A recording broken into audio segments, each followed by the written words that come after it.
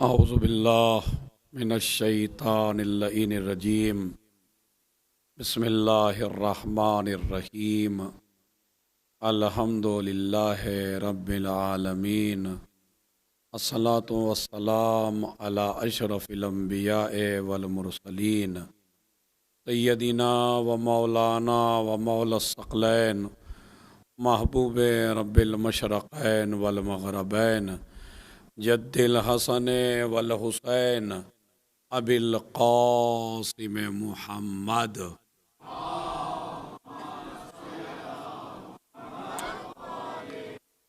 व अला अहले बैतिही अत्तय्यबीन अत्ताहिरीन अलमासूमीन अलमज़लूमीन अल्लज़ीना अज़हबल्लाहु अन्हुमुर रिज्स व तहरहुम तत्हीरा।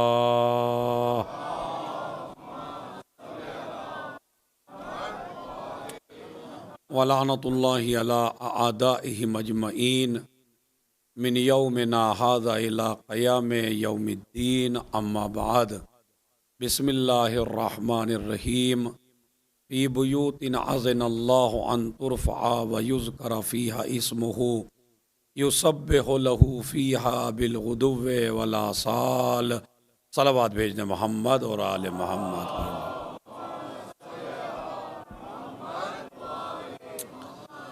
मौज़ूए गुफ्तगू चल रहा है मारिफ़त जनाब ज़ैनब कुबरा सलामुल्लाह अलैहा और आपके खुतबात। मारिफ़त जनाब ज़ैनब सलामुल्लाह अलैहा हर इंसान के लिए वाजिब और ज़रूरी है, इसलिए कि कल की मजलिस में ये साबित किया गया था कि पूरी दुनिया अगर आज सांस ले रही है तो वो जनाब ज़ैनब की बदौलत सांस ले रही है। इसलिए कि लौलल हुज्जा लसाक़तिल अर्दु बिअहलिहा, अगर ज़मीन एक लम्हे के लिए भी हुज्जत खुदा से खाली रह जाए तो ज़मीन धस जाए और कायनात का कोई आदमी बाकी न रहे, कायनात का कोई आदमी ज़िंदा न रहे। ज़मीन, आसमान, सितारे, दरिया, ये सारा निज़ाम दरहम व बरहम हो जाए अगर इमाम न रहे। इमाम अलैहिस्सलाम को जिसने शाम गरीबा में बचाया है उस खातून का नाम जनाब ज़ैनब कुबरा सलामुल्लाह अलैहा है। तारुफ भी कराया, हुसैनियत को भी बचाया, इमामत को भी बचाया और काफ़िले आले मोहम्मद ले के शहज़ादी कूफे की तरफ चली।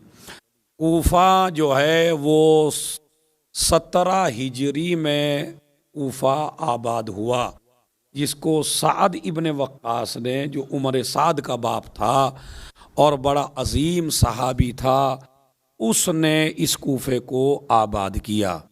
इससे पहले कूफा जो था वो फौजियों की छावनी थी, वहाँ पर लोग डेरा डाल के, खेमे डाल के रहा करते थे। जितनी भी, जिस तरह यहाँ पे भी आप किसी मुल्क की फ़ौज को आप कहीं भेजें तो जिस तरह वो रहती है अपने खेमे लगा के, इसी तरह कूफा एक छावनी का मरकज़ था कि जहाँ पे कूफे के लोग आबाद नहीं थे बल्कि छावनी थी। पुलिस वाले थे, लश्कर वाले थे, पड़ाव डाले जाते थे।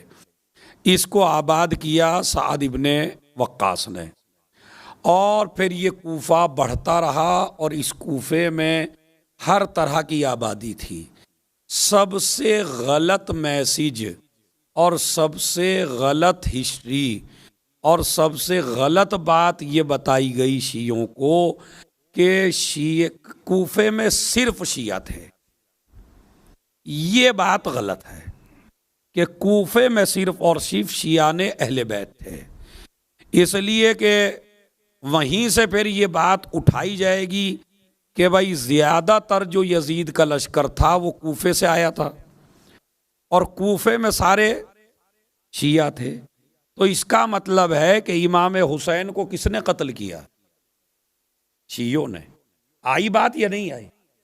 आज ये बात क्यों आ रही है पूरी दुनिया के सामने? कि जनाब ये यही मारते हैं, यही रोते हैं। शियाई लोगों ने तो कत्ल किया है, इसलिए कि शाम से यजीद का लश्कर नहीं आया। यजीद के लश्कर में जो तादाद है शामियों की वो बहुत कम है, एक है या दो है या पांच है, इससे ज्यादा शामियों की तादाद नहीं है। ज्यादातर जो यजीद का लश्कर आया वो भी कूफे से आया, और इमाम हुसैन अलैहिस्सलाम के जो बड़े बड़े सहाबी थे वो भी कूफे से थे। तो असल में मिस्टेक यहां हो रही है कि आपने जो ये कह दिया कि कूफे में अली के शिया रहते थे, नहीं, ये तो तय है कि कूफे में शिया रहते थे, मगर ये गलत है कि अली ही के शिया रहते थे। बात समझ रहे? यानी ये तो सही है, इसलिए कि शिया उस पार्टी को कहते हैं जो किसी को फॉलो करे।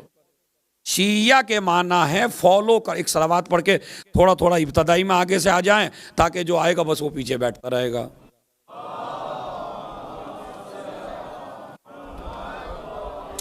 अच्छा, मेरी गुजारिश हमेशा उन जवानों से रहती है कि जिन जवानों की कमर में अभी दम है, अगर आपको कोई प्रॉब्लम है, वाकई कमर की कोई प्रॉब्लम है, तो फिर तो आप कहीं भी बैठ सकते हैं टेक लगा के।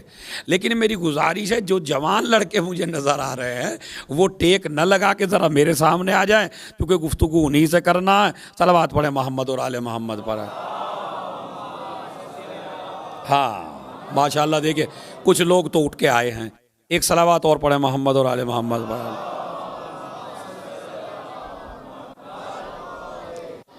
हाँ, तो टेक वो लगाए जिसकी कमर में प्रॉब्लम है।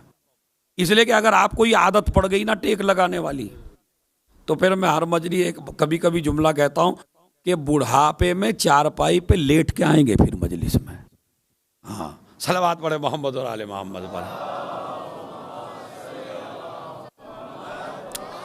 हाँ, मैंने असले मौजू शुरू कर दिया, और आपको ये बड़ी नॉलेज की बात है, बड़ी इल्म की बात है। तो ये जो कहा गया कि कूफे में सिर्फ और सिर्फ अली के शिया थे, ये गलत है। और वहीं से ये बात आई कि भाई अली के शियों ने कत्ल किया हुसैन इब्ने अली। तो शिया के डिक्शनरी में जब माना आप चेक करेंगे तो शिया के माना आपको मिलेंगे फॉलो करने वाला, यानी किसी के पीछे चलने वाला, इसको शिया कहते हैं। तो जो अली के पीछे चले वो अली का शिया, और जो किसी और के पीछे चले वो किसी और का शिया।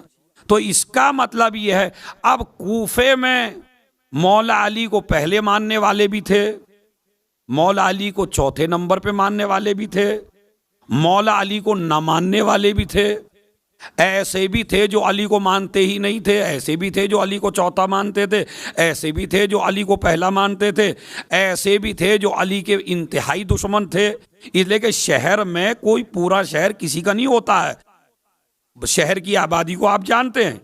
तो इसी तरह यजीद ने खुद खत लिखा है इब्ने ज़ियाद को कि मेरे शियों ने मुझे खत लिखा। उसने भी लफ्ज इस्तेमाल किया कि मुझे मेरे शियों ने खत लिखा है। तो इसका मतलब है यजीद के भी शिया थे, इब्ने ज़ियाद के भी शिया थे, इसी तरह मौला अली के भी शिया थे। तो शिया तो थे, मगर ये तय नहीं है कि खाली अली ही के शिया थे। इसलिए कि अली का शिया हो मुमकिन ही नहीं है कत्ले हुसैन में शामिल हो। एक सलावत भेजे मोहम्मद और आले मोहम्मद पर।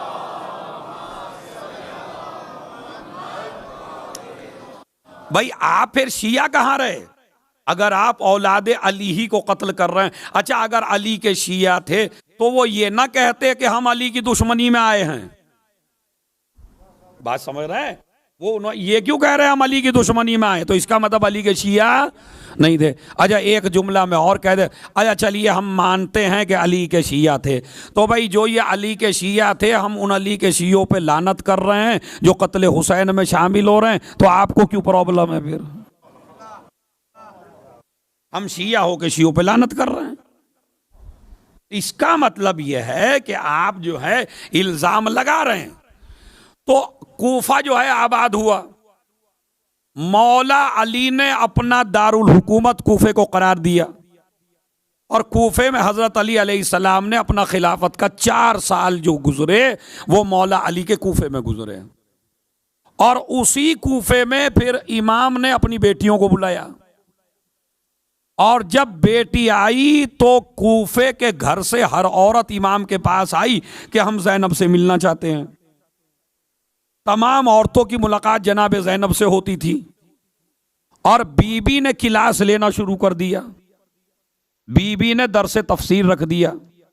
कुरान मजीद की क्लास होती थी कूफे के अंदर, जिसमें सारी खवातीन आती थी, अदब सीख के जाती थी। पर्दा सिखाने वाली कूफे की औरतों को अगर कोई है तो वो बीबी ज़ैनब सलामुल्लाह अलैहा है, कि उन्होंने अपने दर्स के जरिए, और ख़ुद मौला अली सुनते थे और सुन के कहते थे, बेटी कुरान मजीद की ये जो तफसीर तूने आज बयान की ये तुझे किसने बताई? कहा, बाबा मेरी माँ मुझे सब कुछ समझा के गई है। एक सलावात भेजे मोहम्मद और आले मोहम्मद पर।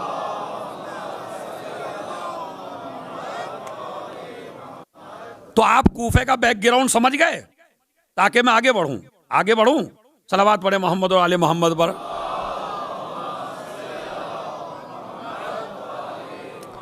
तो कूफे का बैकग्राउंड यह है कि कूफे में अली हाकिम रहे, और कूफे वाले जो हैं वो आले मोहम्मद से वाकिफ थे, और कूफे वाले और ये गलत है अल कूफी ला यूफी, कि कूफी वफादार नहीं होता।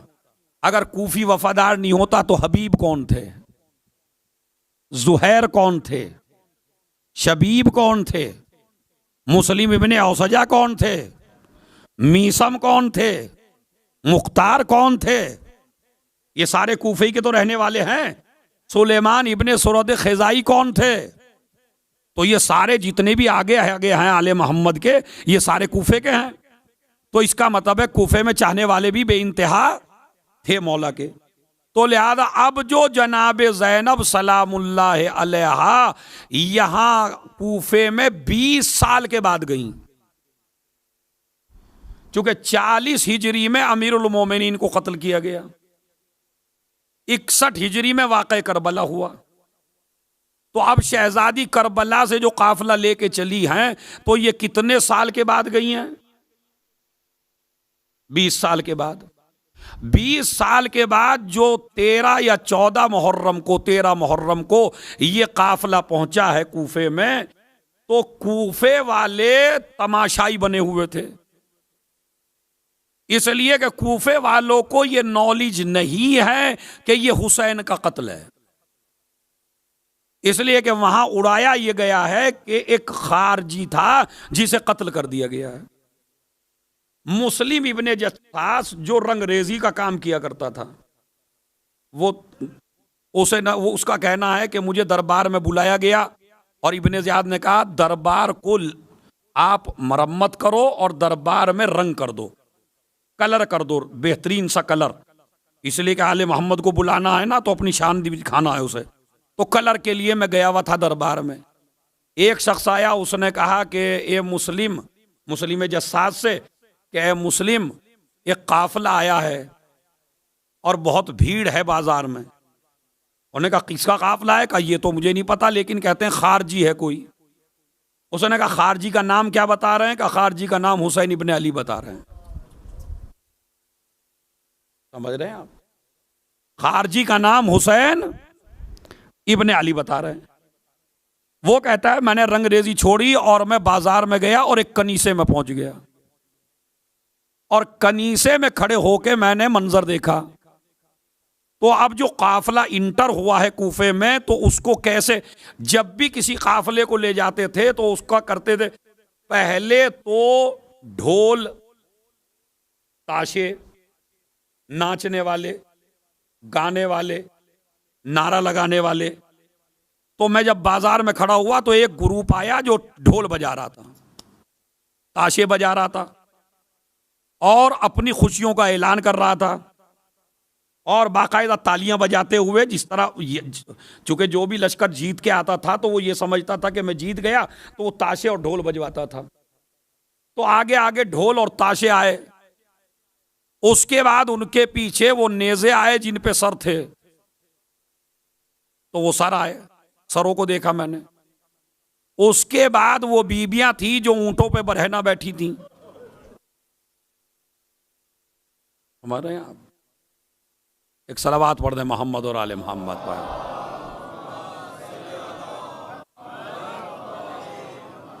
जरा संभल के सुनना है पूरी हिस्ट्री।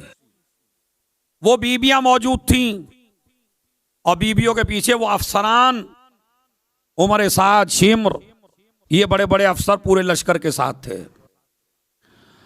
और ये काफिला आगे बढ़ रहा था और कह रहे थे खारजी है, खारजी है। और कूफे की सारी औरतें छतों पर थीं और कूफे के बाज मर्द पे छतों पर थे और बाज मर्द नीचे थे और आले मोहम्मद का तमाशा बनाया जा रहा था। और ऐसे माहौल में वो कहता है कि मैंने देखा कि सदके के खजूर लोगों ने फेंकना शुरू किए। अब यहां से जरा आप तवज्जो देके सुनेंगे। सदके के खजूर लोग फेंक रहे हैं बच्चों के ऊपर। कुछ असहाब के बच्चे थे, अहले बैत के बच्चों ने नहीं, कुछ असहाब के बच्चे थे कि जिन्होंने वो सदके के खजूर उठाए और भूख थी, भूखे और प्यासे थे, उन्होंने अपने मुंह में रख लिए। अली की बेटी ऊंट से उतरी, उतरने के बाद बच्चों के मुंह में उंगलियां डाली और पहला तारुफ जो कूफे वालों को कराया, जिससे पता चला कूफे वालों को कि ये तो आले मोहम्मद हैं, ये खारजी नहीं है, तो बीबी ने फरमाया नहनु अहलु बैतिन नबुव्वा व इन्न सदक़त अलैना हराम।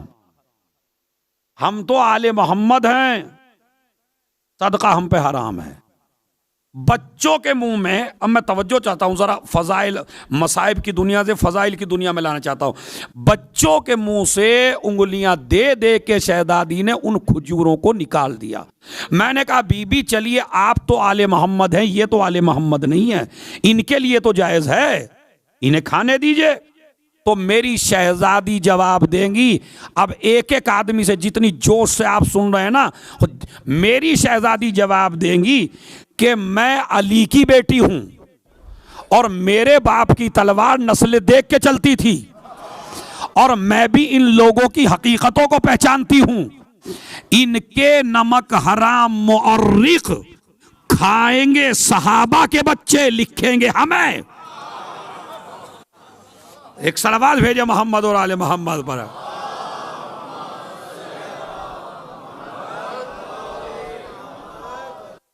जरा एक सलावत और पढ़ दे मोहम्मद और आले मोहम्मद पर।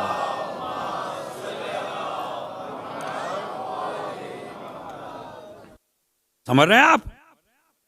खाएंगे ये, लिखेगा हमें, इसलिए मैंने कै करा दी और बच्चों को खाने नहीं दिया। मैंने पूछा फिर भी बीबी जायज तो था इनके लिए और बच्चों को खाने देती। तो अब शहजादी फरमाती हैं कि चूंकि हमने अभी करबला जीती है, बहुत बड़ा जुमला है अगर आप तक पहुंच जाए, अभी तक हमने करबला का मारेका जीता है, अभी शाम का मारेका बाकी है। अगर बच्चों के पेट में नजीस ग़िज़ा चली गई तो इनमें जालिम के सामने बोलने की ताकत नहीं रहेगी। अरे मैं क्या करूं भाई, से ज्यादा खुदा की कसम एक एक आदमी से तवज्जो चाहता हूं, जरा मगन होके सुनिएगा। यानी अगर मैं खाने दूं तो ये नजीस ग़िज़ा अगर बच्चों के पेट में चली गई तो हमने करबला का मारेका अभी तक जीता है, कर शाम का मारेका अभी बाकी है। अगर नजीस ग़िज़ा पेट में चली गई तो इनमें ताकत नहीं रहेगी कि जालिम के सामने बोल सकें। ज़ैनब ने कानून बता दिया कि जालिम के खिलाफ हमेशा वही बोलेगा जिसकी ग़िज़ा पाक हो।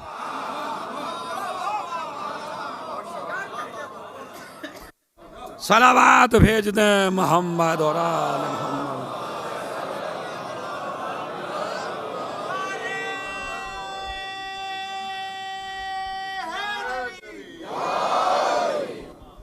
एक सलावत और पढ़े मोहम्मद और आले मोहम्मद भाई।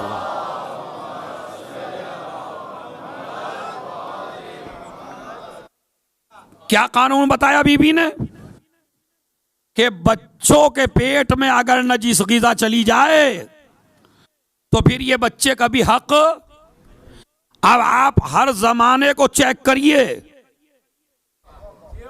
आप अपने माशरे में चेक करिए, आप अपने गांव में चेक करिए, आप अपने दोस्तों में चेक करिए, और आप खुद अपने गिरबान में मुंह डाल के चेक करिए कि अगर आप हक कह पा रहे हैं तो समझ लीजिए ग़िज़ा पाक खा रहे हैं, और अगर हक की बात नहीं कह पा रहे हैं तो इसका मतलब कोई नजीस ग़िज़ा खा ली है। और मैं दूसरी दलील देता हूं आपको। मौला हुसैन ने 2 खुतबे दिए आशूर के दिन। एक खुतबा दिया इमाम ने घोड़े पर बैठकर, और पहला खुतबा दिया इमाम ने ऊंट पर बैठकर। ऊंट चूंकि अमनो अमान की सवारी है, ऊंट जंगों में नहीं जाते, ऊंट जंगों में नहीं जाते। ऊंट जो है अमनो अमान की सवारी है, घोड़ा जंग की सवारी है। तो ऊंट चूंकि अमनो अमान की सवारी है तो पहला खुतबा इमाम ने दिया ऊंट पर बैठकर। जब लोग किसी तरह न माने तो दूसरा खुतबा इमाम हुसैन ने दिया घोड़े पर बैठकर। मैंने कहा मौला घोड़े पे बैठ के क्यों दे रहे हैं? का ऊंट पे बैठ के पहले दिया, ये सुलह की बात नहीं माने। घोड़े पे इसलिए आया हूं ताकि बुज़दिल न समझ लें।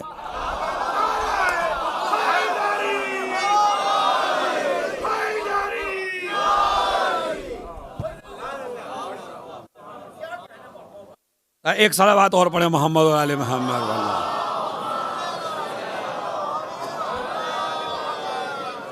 घोड़े पे इसलिए आया हूं ताकि बुज़दिल न समझ लें। उसके बाद कहा मैं नबी का नवासा हूं या नहीं, मैं फातिमा का लाल हूं या नहीं, मैं अली का बेटा हूं या नहीं। सब हाँ हाँ हाँ हाँ, सारी बातों पे हाँ। मैंने नमाज बदली का नहीं, रोजा बदला का नहीं, हज बदला का नहीं, हलाल को हराम किया का नहीं, दीन में तब्दीली की का नहीं, शरीयत को बदला का नहीं। और बताओ मैंने क्या किया? कुछ नहीं। फिर मुझे कत्ल क्यों कर रहे हो? अब इसमें एक एक आदमी का हाथ उठे भाई। मुझे कत्ल क्यों कर रहे हो? जब मैंने कोई जुर्म नहीं किया, कत्ल क्यों कर रहे हो? उधर से आवाज आई बुग़्ज़न ले अबीक, हमें तेरे बाप अली से बुग़्ज़ है। अब ये जो हमारे जाकिरीन और वाज़ो नसीहत करने वाले और मुबल्लिगीन कहते हैं कि करबला नमाज पे हुई, करबला रोजे पे हुई, करबला दीन पे हुई, और नहीं, ना नमाज रोजे पे करबला नहीं है, अलीयुल वलीउल्लाह पे करबला।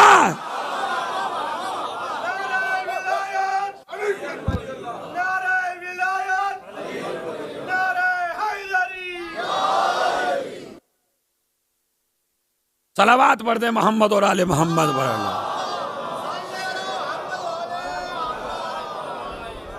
उधर से आवाज आई बुग़्ज़न ले अबीक, इधर से मेरे मौला ने एक जुमला कहा।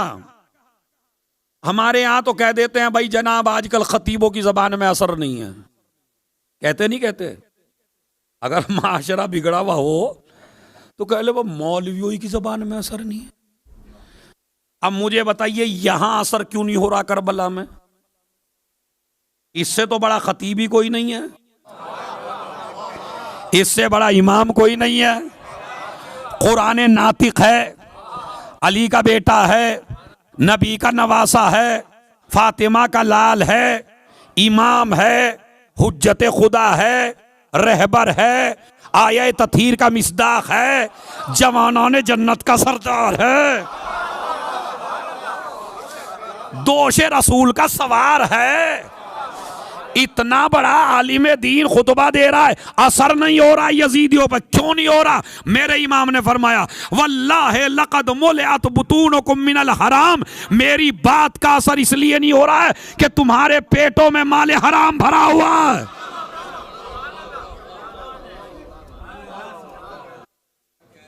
इधर बीबी ने बताया कि जो आदमी हराम ग़िज़ा खा ले वो हक नहीं कह सकता। इधर हुसैन ने बताया कि जो आदमी हराम ग़िज़ा खा ले उस पे इमाम की बात का असर, कुरान की बात का असर नहीं होता। शहजादी ने सदक़े के खजूर लिए और फेंक दिए। यहां से पता चला कि यह आले मोहम्मद है। उसके बाद जब मजमा चारों तरफ का इकट्ठा हो गया,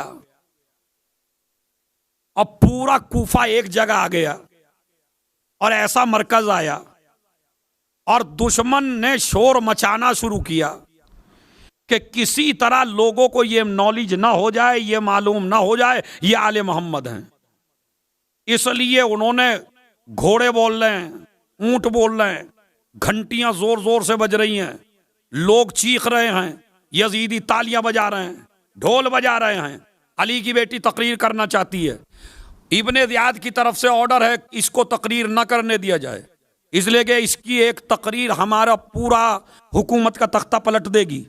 अगर इसने बता दिया कि कौन है तो अब उधर से जितना शोर मचा सकते थे मचा रहे थे, तालियां बजा सकते थे बजा रहे थे, और इतना लोग आवाज आवाज से बोल रहे हैं, ऊंटों को तेज ले जा रहे हैं, घोड़ों को तेज ले जा रहे हैं, चला रहे हैं ताकि घंटियों की आवाज से ज़ैनब की आवाज जो है ना पहुंचने पाए।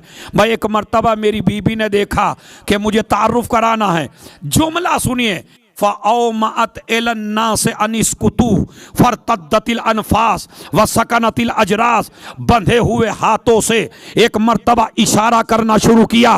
अब जो अली की बेटी ने इशारा किया, ऊंट खामोश हुए, घोड़े खामोश हुए, घंटियां खामोश हुई, लोगों के सांस रुक गए।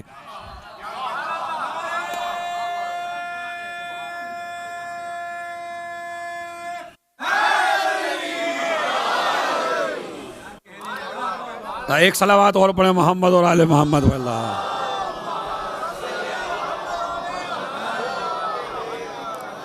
फ़अौमअत इलन्नास अनिस्कुतू, एक इशारे से लोग खामोश, खामोश नहीं हुए, खामोश कर दिए गए।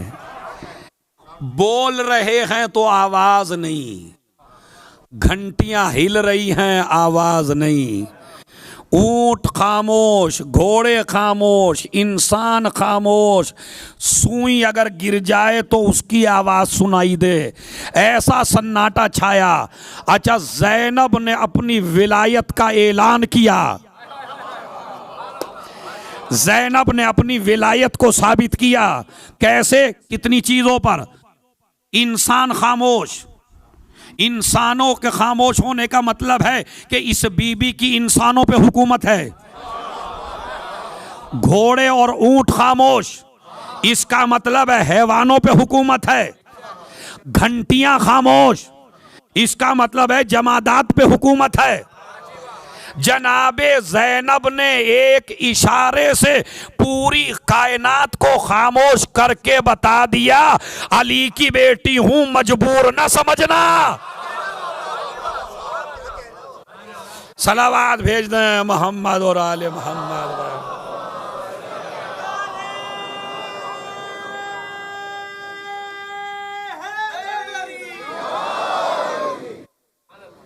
एक सलावात और पढ़े मोहम्मद और आले मोहम्मद।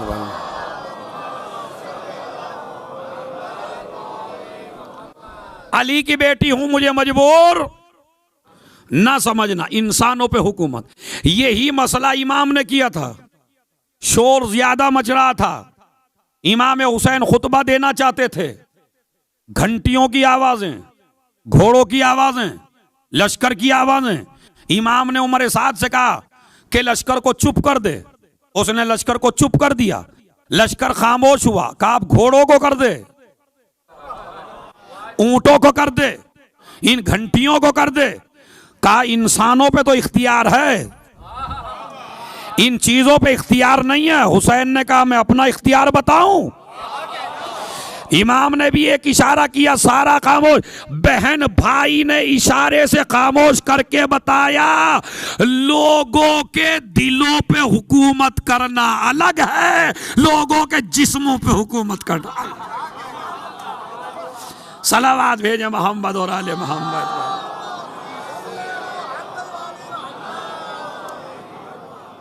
सब खामोश हो गए। और जब सब खामोश तो उधर से अब अली की बेटी बोली, और जब सब खामोश हो तो तकरीर की, बिस्मिल्लाहिर्रहमानिर्रहीम। ये बिस्मिल्लाह बड़ी जरूरी है। आप भी कोई काम बिस्मिल्लाह के बगैर ना करिए, कोई भी काम हो।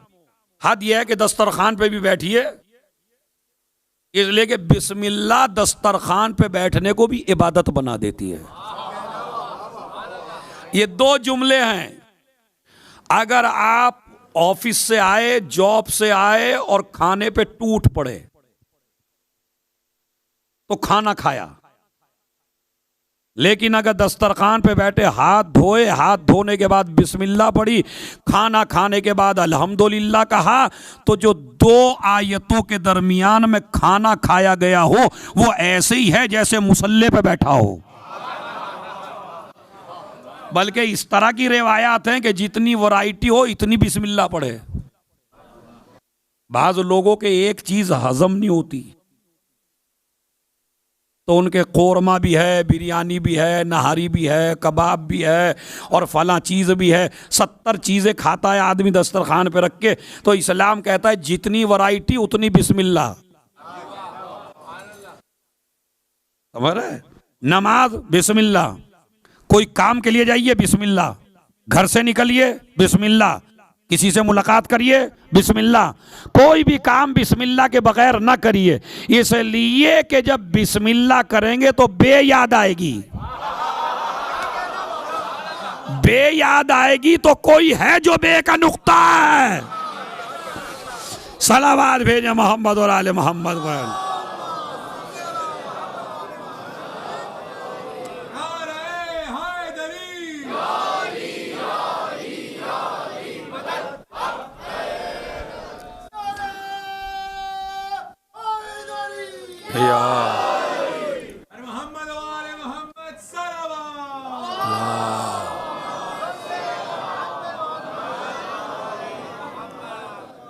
सुनिए बिस्मिल्लाहिर्रहमानिर्रहीम। उसके बाद बीबी ने कहा अल्हम्दुलिल्लाह। भाई यही मुझे लाना था आपको। बीबी का खुतबा कहां से हुआ? बिस्मिल्लाहिर्रहमानिर्रहीम, और बाद में क्या कहा? अल्हम्दुलिल्लाह। देखिए हम हर जगह अल्हम्दुलिल्लाह कह देते हैं।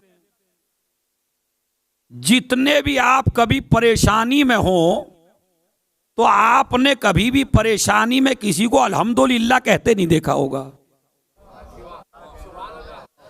अगर इस पॉइंट को जज होता कोई और वकील होते यहां तो मैं नोट करवाता उन्हें कि इस पॉइंट को नोट किया जाए कि एक आदमी इंतहाई मुसीबत और परेशानी में हो तो वो सब्र करता हुआ तो नजर आता है, अल्हम्दुलिल्लाह कहता हुआ नजर नहीं आता।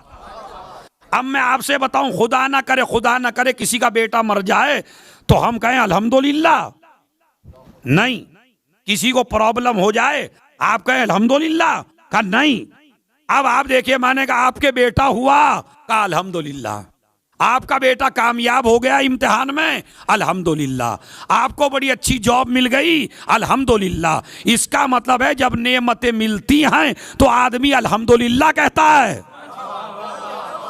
तो अल्हम्दुलिल्लाह हमेशा शुक्रिया के मकाम पे इस्तेमाल होता है, यानी जब बंदा शुक्र खुदा करता है।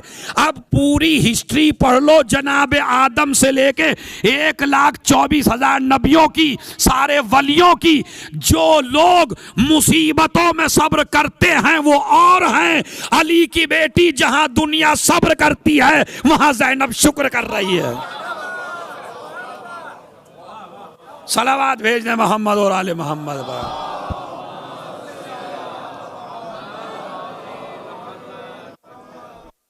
जहां दुनिया को हमने सब्र करते हुए देखा, और जिस जुमले पे मुझे उठाना था आपको, वो जुमला बीबी अल्हम्दुलिल्लाह से क्यों इब्तदा की आपने? का अल्हम्दुलिल्लाह से इब्तदा करने का मतलब यह है कि यजीद हार गया, हुसैन जीत गए। और यही पूरी जिंदगी आप अपना शियार बना लीजिए। मेरी गुजारिश है आज इस मजमे से कि अपनी जिंदगी का शियार बनाइए अल्हम्दुलिल्लाह। कोई भी नेमत मिले सबसे पहले जुमला हो आपकी जबान पर अल्हम्दुलिल्लाह रब्बिल। कोई भी खुशी की खबर सुनिए अल्हम्दुलिल्लाह रब्बिल। और याद रखिए अगर परेशानी भी आए तो दो जुमले वारिद हुए हैं। अगर आप खुशी में हैं तो कहिए अल्हम्दुलिल्लाह अला कुल्ले नेमतिन। अगर खुशी में है तो क्या कहेंगे? जोर से बोलिए। जब भी कोई नेमत मिले, हमारे इमाम को जब भी कोई नेमत मिलती थी सजदा करते थे, सजदा शुक्र। तो अल्हम्दुलिल्लाह अला कुल्ले, जब भी कोई नेमत मिले, बेटा मिले, अच्छी बेगम मिले, समझ रहा है, अच्छा खाने को मिले, खुशी की खबर मिले, जो भी आपको मिलता चल जाए अल्हम्दुलिल्लाह अला कुल्ले नेमतिन। लेकिन अगर आप प्रॉब्लम में हो, परेशानी में हो, वहां भी अल्हम्दुलिल्लाह कहिए, रोइए नहीं। और अगर रिज्क की या दौलत की या पैसे की कभी कमी हो जाए तो कभी भी बंदों से शिकायत मत करिए।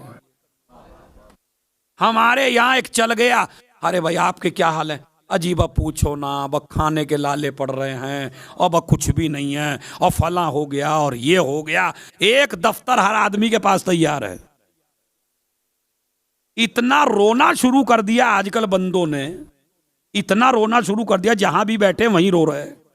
क्या रे, पूरा ही नहीं फट रहा जी, बरकत ही नहीं हो रही, कुछ हो ही नहीं रहा कुछ।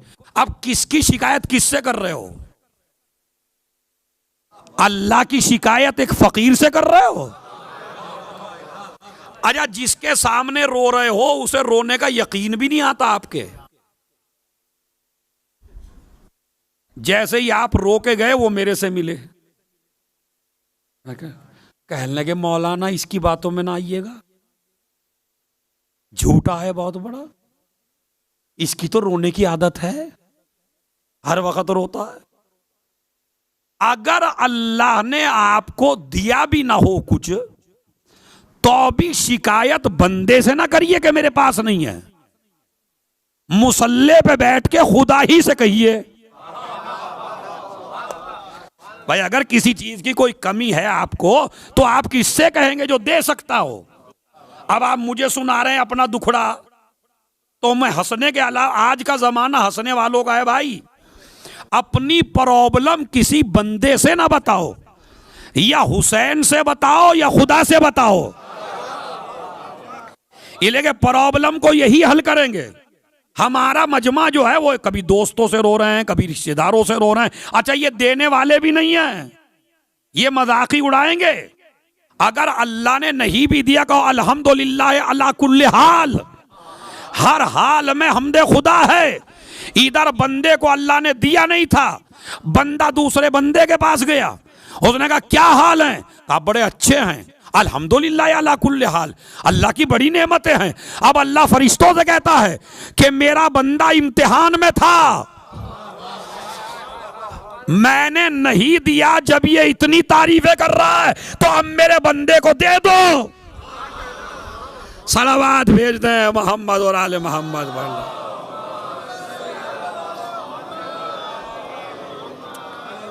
तो आज की मजलिस का अजीम मैसेज ये है कि आप रोना छोड़ दीजिए। मजलिस में रोना नहीं, वैसे ना रोइए किसी बंदे के सामने। अगर हालात अच्छे हो अल्हम्दुलिल्लाह अला कुल्ले नेमतिन, और अगर हालात खराब हो अल्हम्दुलिल्लाह अला कुल्ले हाल। ये जुमले याद कर लीजिए बस।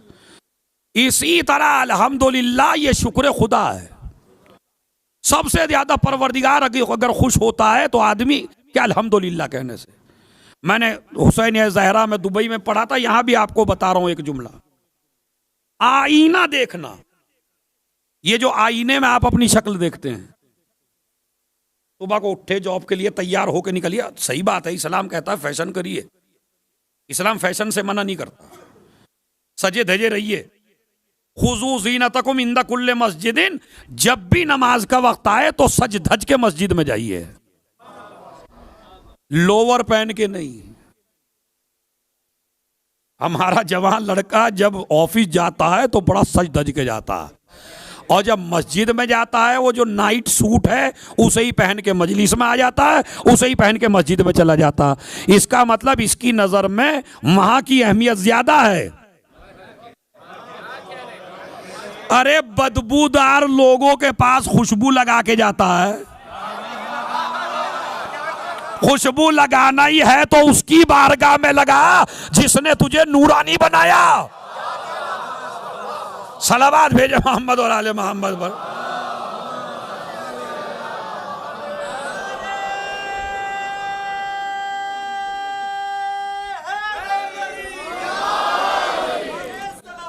अल्लाह। तो इस्लाम कहता है जब हमारी बारगाह में आओ बड़े सज धज के आओ, मस्जिद में जाओ खुशबू लगा के। इसीलिए आपने देखा कि लहसुन या प्याज खा के जाना मस्जिद में मकरूह है। लहसुन और प्याज खा के जाना मकरूह है, क्योंकि जब सजदे में जाएंगे तो आपकी बू किसी सजदा गुजार को परेशान ना कर दे। देखिए कितना ख्याल है आपका इस्लाम में। तो लिहाजा खुशबू लगा के जाइए, अच्छा कपड़ा, अच्छे से अच्छे कपड़े में नमाज पढ़िए, बेहतरीन सज के मस्जिद में जाइए। खुशबू जीना कुरान मजीद की आयत है कि आप सज धज के जाइए। तो लिहाजा जब आप आईना देखिए तो आईना देखना भी आपका इबादत बन जाएगा। इसलिए कि आपको किसी की शक्ल अच्छी लगे ना लगे, अपनी तो लगेगी ना। जब आईने में अपनी शक्ल देख और तुझे तेरी शक्ल अच्छी लगने लगे तो कह दे अल्हम्दुलिल्लाह रब्बिल आलमीन, तमाम तारीफें उस अल्लाह के लिए जिसने ये शक्ल दी। ये आईना देखना भी इबादत बन गया। तो दस्तरखान पे बैठना इबादत बन गया, बात करना इबादत बन गया। अल्हम्दुलिल्लाह। इमाम ने फरमाया अगर कोई इंसान दिन में 4 मरतबा कह दे अल्हम्दुलिल्लाह रब्बिल आलमीन, तो इसका मतलब है उसने पूरे दिन की अल्लाह की नेमतों का शुक्रिया अदा कर दिया। और अगर कोई रात में सोने से पहले कह दे 4 मरतबा अल्हम्दुलिल्लाह रब्बिल आलमीन, तो गोया के अल्लाह की जो रात में नेमतें नाजिल हुई हैं उनका इसने शुक्रिया अदा कर दिया। तो मेरा मौजू शुक्रिया नहीं है, इंशाअल्लाह फिर कभी कोई मौजू शुक्रिया का हुआ तो मैं आपको बताऊंगा। शुक्र खुदा मेन है इंसान का, शुक्र खुदा। ये जो अल्हम्दुलिल्लाह है बीबी का, इतने मसाइब व आलाम के बाद वो समझ रहे थे अपना रोना रोएगी बीबी, उन्होंने कहा अल्हम्दुलिल्लाह। अरे जनाब मैं तकाबुल करूं थोड़ा, जनाब इस्माइल को कहा जनाब इब्राहिम ने, बेटा मैंने ख्वाब देखा है तुझे ज़बह कर रहा हूं। कहा बेटा ये बाबा ये हुक्म इलाही है, कर गुजरिए। इंशाअल्लाह सतदुनी मिन साबिरीन, इंशाअल्लाह या सतजदुनी इंशाअल्लाह मिन साबिरीन, इंशाअल्लाह आप मुझे सब्र करने वालों में पाएंगे। तो जब उनको खबर दी गई कि तुम्हें ज़बह कर रहा हूं तो उन्होंने कहा तुम मुझे सब्र करने वालों में पाओगे। इधर रसूल ने अली से कहा मेरे बिस्तर पे लेट जाओ। अली ने कहा क्या मेरे सोने से जान बच जाएगी? कहा हाँ। फौरन सजदाए शुक्र में सर रख दिया। अब समझे अली की बेटी शुक्र क्यों कर रही है। जहां अंबिया सब्र करते आए हैं वहां अली शुक्र करते आए हैं, और जो अली की जीनत हो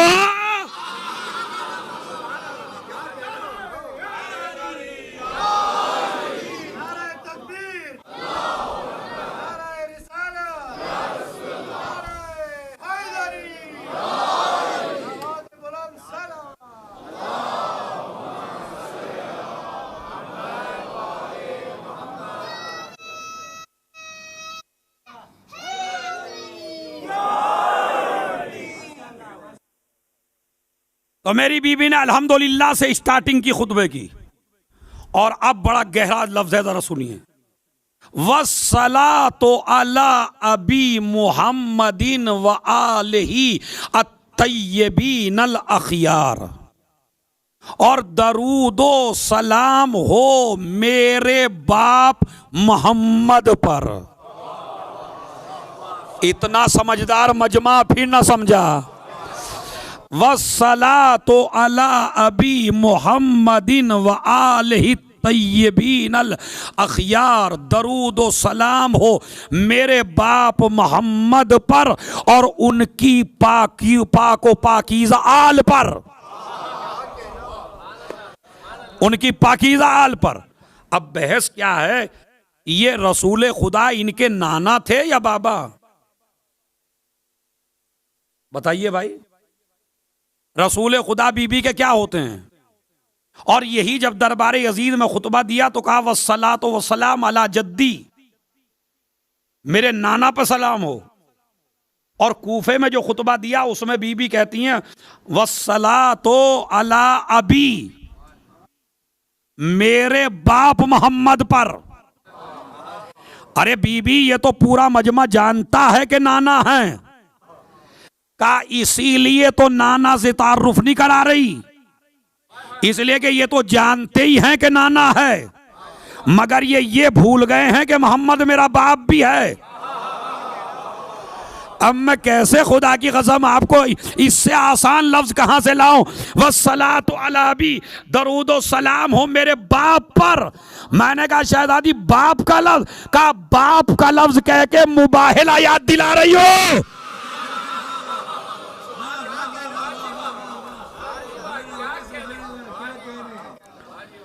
इसलिए कि हमारे लिए कुरान मजीद ने क्या कहा, फकुल तालो नदु अबनाना व अबनाकुम व निसाना व निसाकुम व अनफुसना व अनफुसकुम सुम्मा नबतहिल फनजअल लानतल्लाहि अलल काज़िबीन। अगर तुम यह बात नहीं मानते तो तुम अपने बेटों को लाओ, हम अपने बेटों को लाएं, तुम अपने नफ्सों को लाओ, हम अपने नफ्सों को लाएं, तुम अपनी औरतों को लाओ, हम अपनी औरतों को लाएं, फिर एक साथ बैठें, झूठों पर अल्लाह की लानत करें। तो हसन और हुसैन को, हसन और हुसैन, अब समझे अली ने अब्बास क्यों मांगा था नमाजों में? नहीं भाई, इस पे मैं खामोश नहीं रहने दूंगा। अली ने अब्बास क्यों मांगा था नमाजों में? इसलिए कि मुबाहले में अल्लाह ने अली के बेटे लेके नबी को दे दिए।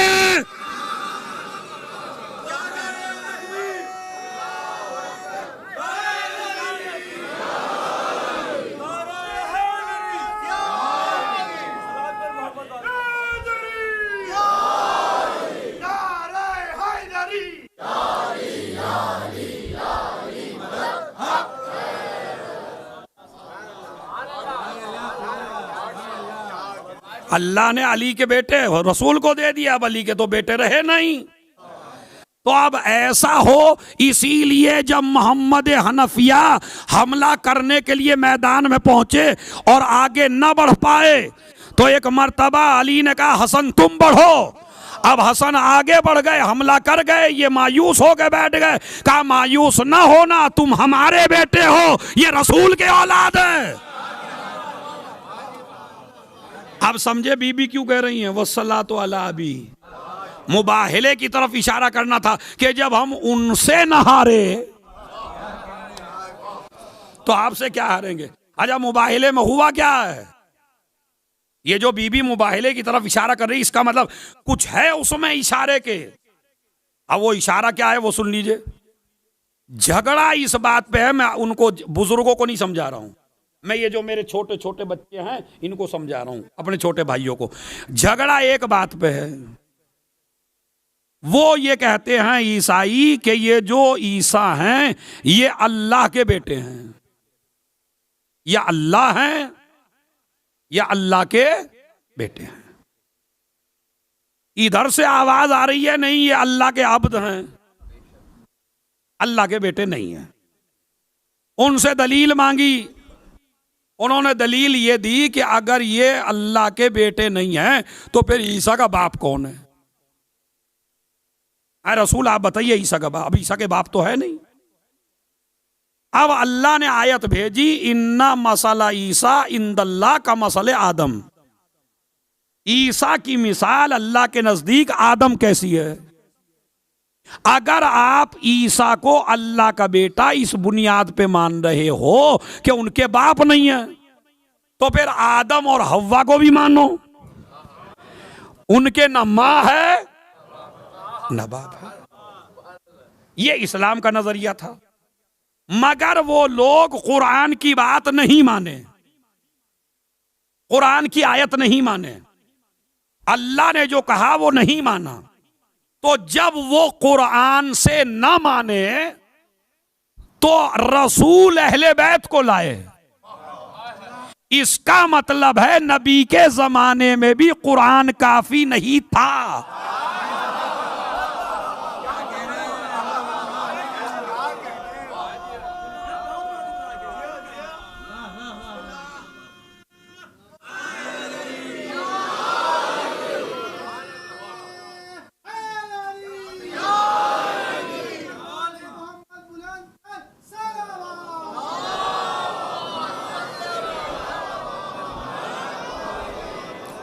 तभी तो लाए अहले बैत को।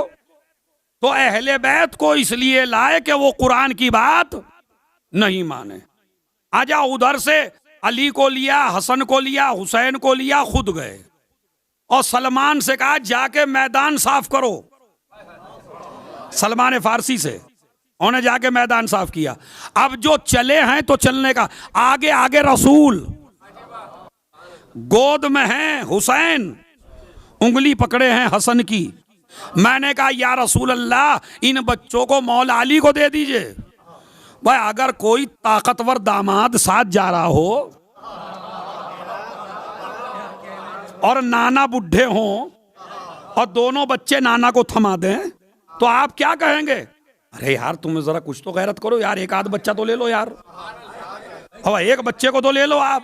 ये बूढ़ा आदमी मसन ये लिए हुए है और नबी 30 साल बड़े हैं और अली 30 साल छोटे हैं, तो दामाद भी आराम से चल रहा है, बेटी भी आराम से चल रही है, तो भाई आप अपना बेटा एक तो ले लीजिए। का रसूल जानते हैं कि मैं जानता हूं ये कितने तेज हैं लोग। अगर मैं कह देता कि लो अली तुम ले लो या जहरा तुम ले लो तो ये कहेंगे भाई छोटे बच्चे थे, माँ बाप कहां छोड़ के आते। अरे तवज्जो जाता हो भाई, बच्चे छोटे थे, घर पे कोई था नहीं, माँ बाप छोड़ के कहां थे। माँ बाप आए तो बच्चे भी आए। रसूल ने साथ लेके बताया ये माँ बाप के साथ नहीं है, रिसालत के गवाह।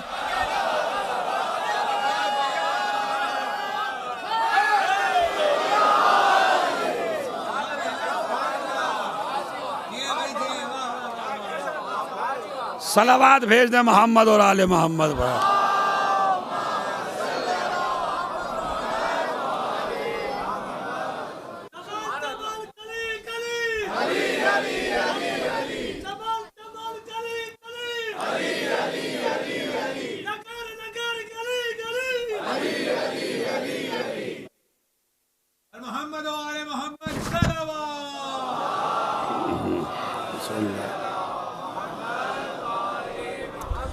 अब मैं क्या करूं भाई, खुतबों में तो अब आप ये बताइए कितना टाइम लगेगा। अभी तो 2 लफ्जों की तशरीह पे हो रहा है, वस्सलातु अला अबी मोहम्मद, और दरूद व सलाम हो मेरे बाप मोहम्मद पर। इंशाअल्लाह बाकी मौजू कल यहीं से आगे बढ़ेगा, तो मेरे बाप मोहम्मद पर। और ऐसा खुतबा दिया कि जो लोग हंसने के लिए आए थे उन्होंने दहाड़े मारना शुरू किया, रोना शुरू किया। इसलिए कि आज जिस कूफे में ज़ैनब शहजादी बन के रहती थी, आज उसी कूफे में ज़ैनब असीर बन के आई है। बस ये रोने के लिए काफी है, अब मुझे मसाइब ना पढ़वाइए आप, खुदा की कसम मुझसे मसाइब ना पढ़वाइए। अली की वो बेटी कि जिसने कूफे की औरतों को पर्दा सिखाया, और अली की वही बेटी बेरिदा हो। ज़ैनब की बेरिदाई पे हर इमाम रोया है, सबसे ज्यादा रोए। ये काफिला जिंदाने शाम में है और जिंदाने शाम में भूखा प्यासा काफिला है, भूखा प्यासा है। आजकल इस जमाने में हिंद यजीद की ज़ौजा। ये एक बीमार लड़की थी, मशलूल, हिंद मशलूल थी। मशलूल यानी जिस पे फालिज पड़ गया हो, बदन काम नहीं करता था। पूरी दुनिया में इसके बाप ने इलाज करवाया मगर कहीं ठीक ना हुई। आखिर में किसी ने बताया अली के घर चले जाओ। ये अपनी बेटी को लेके मेरे मौला के घर आया और आने के बाद कहा बेटी का हर जगह इलाज करा लिया मगर ठीक नहीं होती, आपके दरवाजे पर बड़ी आस लेके आया हूं। मेरे मौला ने कहा हुसैन को बुलाओ। हुसैन को बुलाया, एक बर्तन में पानी भरा और भरने के बाद कहा हुसैन अपने हाथों से छिड़क दो। और मेरे मौला ने पानी लिया, ऐसे छींटे मारे, फौरन बच्ची ठीक हो गई। बच्ची ने कहा बाबा मैं ज़ैनब के पास कुछ अरसा रहना चाहती हूँ।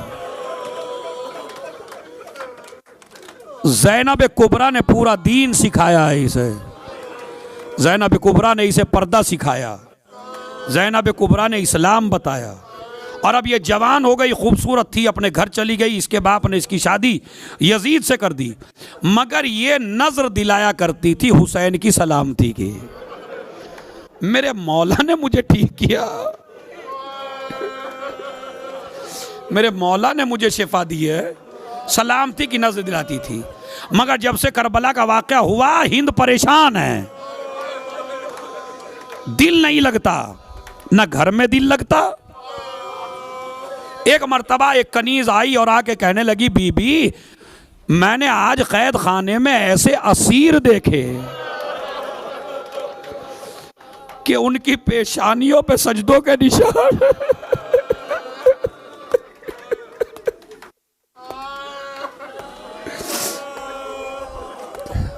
उनकी पेशानियों पे सजदों के निशान हैं और गरीब गुरबा भूखे प्यासे शहजादी आप उनमें जाके बैठिए तो आपका दिल लग जाएगा। एक मर्तबा हिंद तैयार हुई, सबसे कीमती लिबास पहना, अफखरुल लिबास का लफ्ज़ रिवायत में सबसे कीमती लिबास पहना, कनीजों का झुरमुट बनाया और झुरमुट बना के एक कुर्सी, एक कनीज को एक कुर्सी दी और कनीजें रात के सन्नाटे में चिराग ले लेके, रोशनी ले लेके और खेमे के जिंदान शाम के दरवाजे पर पहुंचे और बिल्कुल ये कनीजों के झुरमुट में ये शहजादी चल रही है। भाई एक मर्तबा ज़ैनब की नजर पड़ी हिंद के ऊपर। ज़ैनब ने कहा उम्मे कुलसूम इसे पहचानती हो? कहा मैं नहीं। कहा ये हमारी कने,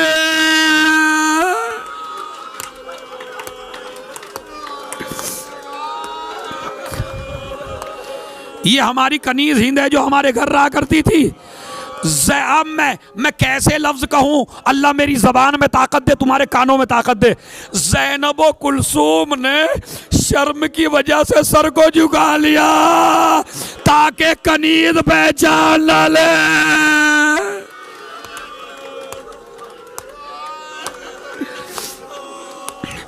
एक मर्तबा सर को झुकाया, हिंद की कुर्सी लाके रखी गई ज़ैनब के सामने। इधर अरे किन अल्फाज में सुनोगे आप, शहजादियां नीचे बैठी है,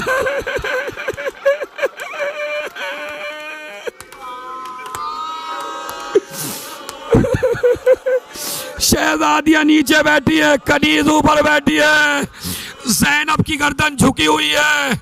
उसने बात करना शुरू किया। एक मर्तबा कहा बीबियो, ए बीबियो, मैं तो तुमसे बातें करने आई हूँ, मैं तो तुमसे बातें करने आई हूँ, तुम सर क्यों नहीं उठाती? ज़ैनब ने कहा बीबी क्या बात करना चाहती है? कहा मिन अय्यिल बिलाद अंतुन्ना, बताओ तुम किस शहर से हो? एक मर्तबा ज़ैनब ने कहा मदीने से। हिंद कहने लगी कौन सा मदीना? ज़ैनब ने कहा रसूल खुदा का मदीना। एक मर्तबा किस महल्ले से? का महल्ले बनी हाशिम से। का महल्ले बनी हाशिम में मेरे मौला का घर, मेरे मौला अली का घर है। ए बीबी अगर तू मदीने की है, एक मर्तबा जैसे ही कहा मदीने के, उसने कुर्सी को हटा दिया, नीचे बैठ गई। ज़ैनब ने कहा नीचे क्यों बैठती है?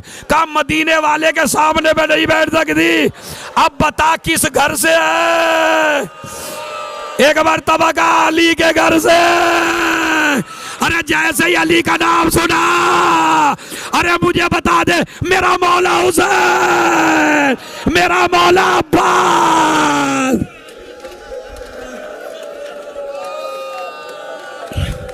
भाई एक मर्तबा जब पूछना शुरू, मेरा हुसैन, मेरी शहजादी ज़ैनब, मेरा मौला अब्बास। एक मर्तबा ज़ैनब ने बालों को हटाया। ए हिंद, वो जो कटा हुआ नेज़े पे सर तेरे दरवाजे के सामने, वो मेरा भाई हुसैन, ये मेरा अब्बास, ये सैयदे सज्जाद। अरे मैं दुख भरी ज़ैनब। एक मर्तबा हिंद ने पत्थर उठाया, अपने मुंह पे मारा, बेहोश होके गिर गई। हाय यजीद, अरे मेरे मौला ने तेरा क्या बिगाड़ा? अरे जहरा के लाल क्यों क्यों कत्ल किया? एक मर्तबा उठी, चादर को फेंका, आखिरी जुमला, चादर को फेंका और फेंकने के बाद दरबार में चली गई। अरे यजीद, अरे जहरा के लाल ने तेरा क्या बिगाड़ा था? यजीद बादशाह था, उसने अपनी बीवी को नंगे सर देखा, अपनी आबा को उतारा, हिंद के सर पे डाल दिया। हिंद कहने लगी, अरे मेरे पर्दे का इतना खया, अरे ज़ैनब कुबरा, शाम कूफा के बाजार, अली की बेटियां।